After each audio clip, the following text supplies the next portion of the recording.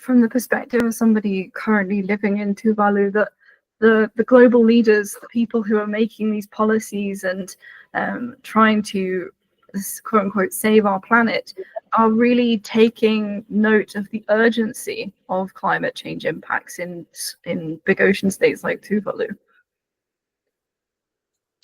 The world is moving fast, but decisions that are made for us to be able to survive are really slow. I just think that the world leaders, they are moving really slow. It's disappointing when I think about it. For someone who has lived in Tuvalu all her life, this is disappointing news. It frustrates me and it also gets me mad. But then, with a lot of because our people are strong and resilient, we have resorted to never giving up this fight. We shall continue on, even though it's taking too much corpse.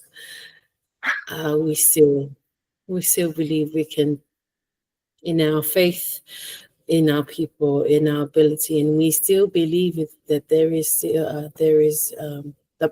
we still believe in the power of humanity and humility. There are people out there who actually care, and there are emerging leaders who actually care and can make a difference. So, yes. I think your feelings in terms of being a little frustrated with COP is starting to be shared by quite a number of people from kind of across the world at this point. And it kind of leads me a little bit onto that next question about whether or not you think that Pacific voices are really sort of being heard on this global stage. Are they getting the attention that they should be receiving, considering you're probably experiencing some of the worst impacts? Are you sort of getting that space, or do you think that Pacific people really should be more at the forefront? Thank you. I don't only think that Pacific voices are well heard. I think all small island developing states are not well heard, especially for us in the Pacific. There are platforms that have been given for us to speak at, but these platforms are small compared to what big countries are at. So we are never able to really be out there.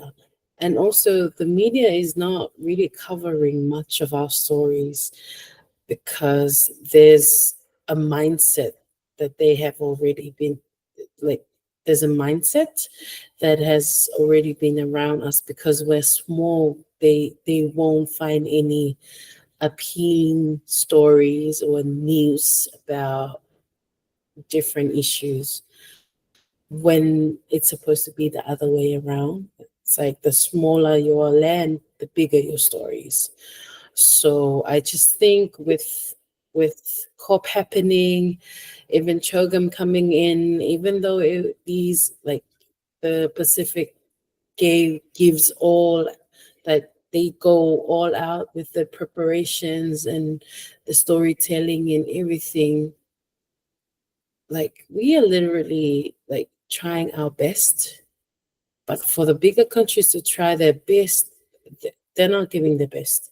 It's just giving 1% of their best, and they're channeling all 99% to other stuff that are hurting us. So I don't think we are heard enough, because I think it's because of the size of our islands that we keep on being looked down upon by these big countries.